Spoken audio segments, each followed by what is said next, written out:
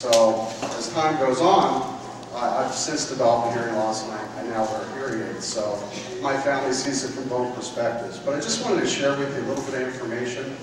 Currently in the United States, you have about 36 million Americans that are hearing impaired. So the National Council on Aging predicts within the next 10 years, it's going to be one of America's leading disabilities.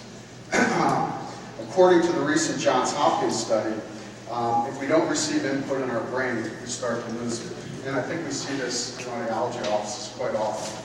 Without that stimulation, we kind of shut down and we don't do the things we normally do. Also, the National Council on Aging reports that hearing loss can lead to depression, anxiety, loss of self-esteem, and lower quality of life. That's not always the main cause, but I always recommend, just like you do, get a physical once a year, you really should get your hearing checked. So, I wanted to give you all a little hearing test this morning and see how you do. Now, I wear my hearing aids and I can hear pretty good now. So, I answer yes to all these when I'm not wearing my hearing instruments. So, I want you to raise your hand if this is a yes. Do others complain the TV is too loud when you watch it? Sound familiar? Do you ask others to repeat the question? See some hands and then everyone else. Do you have trouble understanding a noise, like today? I certainly do. Even with my hearing aids, I still struggle.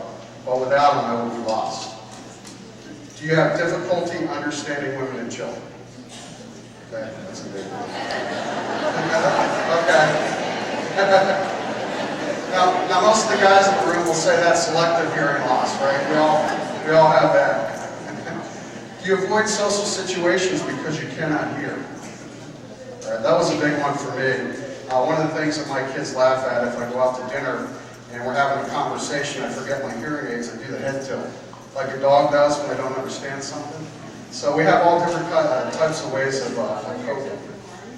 Do you have difficulty understanding where sounds come from? And do you often say, I can hear, but I can't understand? Okay. So if you've answered yes to any of these, it's probably a good idea to get your hearing checked.